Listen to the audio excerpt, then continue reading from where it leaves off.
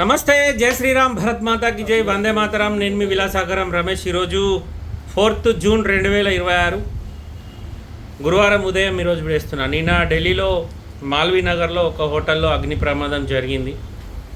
దగ్గర 20 మంది దాకా చనిపోయింది. దీనికి మెయిన్ రీజన్ ఏంటంటే ఆ హోటల్లో షార్ట్ సర్క్యూట్ అయి ప్రమాదం జరిగింది. అందులో మనుషులు చావడానికి మొట్టమొదటి కారణం ఎలక్ట్రిక్ డోర్స్, అంటే కరెంట్ ఉంటేనే డోర్లు ఓపెన్ అయ్యే పరిస్థితి. దానివల్ల ఆ డోర్ల వల్ల డోర్లు వెళ్ళక మనుషులు అందులోకెళ్ళి బయట పడలేక చాలామంది పైకెక్కి కిందికి దుంకారు. ఇక్కడున్న చుట్టుపక్కల ఉన్న జనాలందరూ ఏం చేశారంటే వాళ్ళు పైనుంచి కిందికి దుంకంగా ఇళ్ళకి వెళ్ళి పరుపులు తీసుకొచ్చి రోడ్ల మీద ఏదైతే బిల్డింగ్ ఆనుకొని ఉన్న ప్లేస్లో పరుపులు ఎత్తే ఆ పరుపుల మీద అంత మీదకి వెళ్ళి దుంకి చాలామంది ప్రాణాలు కాపాడుకున్నారు. సేమ్ అట్లనే ఈరోజు ఉదయం కూడా ఇక్కడ మా రూమ్కు దగ్గరనే పంజాబీ బాగులో కూడా సేమ్ ప్రమాదం జరిగింది. దగ్గర 10 ఫైర్ ఇంజన్లు 10 అంబులెన్స్లు అక్కడ రెడీ ఉన్నాయి.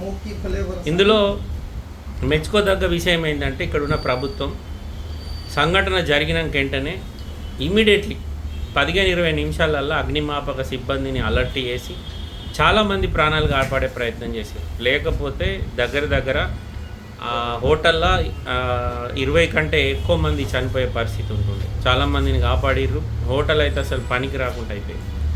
ఈ అగ్ని ప్రమాదం జరగడానికి మొట్టమొదటి కారణం, ఎంతోమంది ఎక్కువ మంది చనిపోవడానికి రీజన్ ఏంటంటే ఏసీలో గ్యాస్ ఉంటుంది. మన వాళ్ళు ఏమనుకుంటారు, చల్లగత్తుంది గాలి అనుకుంటారు. గాలి కాదు, గ్యాస్. మీరు ఏదైనా కార్లో కూర్చున్నప్పుడు ఒక గంట సేపు బండి పక్కకెట్టి ఏసీ ఆన్ చేసి పెట్టి గంట తర్వాత మీరు ఒక సిగరెట్ ముట్టించుకోరు. కార్లో కూడా అగ్ని టక్కన గ్యాస్ అగ్నికి క్యాచ్ చేస్తుంది. ఆ పరిస్థితి ఉంటుంది. జనాలు అంత పెద్ద బిల్డింగ్ మీదకి వెళ్ళి కింద దుంకినాక చచ్చిపోయినా పర్లేదనే లెక్క దుంకిరు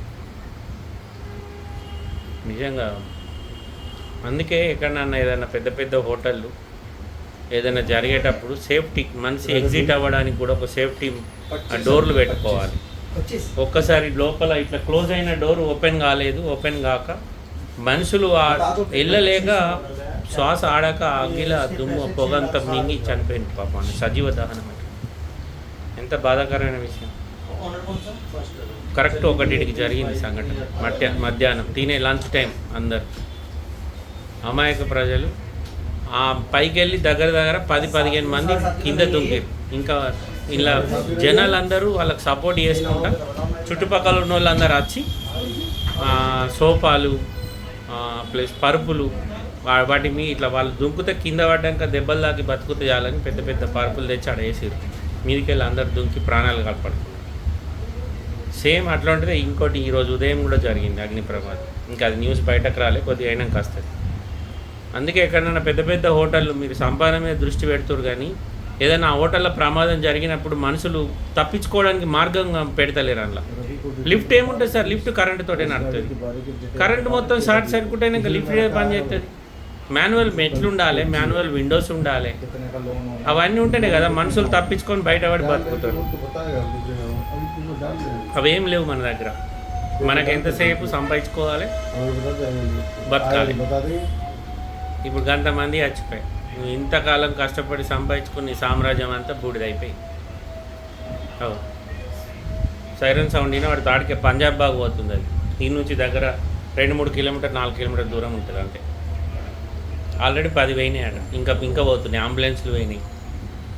అంటే అట్లా ప్రభుత్వాలు కూడా ఏదైనా ఇన్సిడెంట్ జరగంగానే తాపిగా మెల్లగా వచ్చి చూద్దాం అనేటట్టు కూడా ఉండదు. నిన్న జరిగిన సంఘటనకు ఇమ్మీడియట్లీ వచ్చి అక్కడ చాలామందిని కాపాడారు. హోటల్ యాజమాన్యం తప్పేందంటే మాన్యువల్ డోర్ లేకపోవడం. పెద్ద హోటల్ మనది అంత కరెంటుతోటే నడుతుంది అంటే ఇప్పుడు ఆ కరెంటే పానందిస్తుంది. ఓకే సార్, ఏమన్నా తప్పు మాట్లాడితే సారీ. నమస్తే, జై శ్రీరామ్.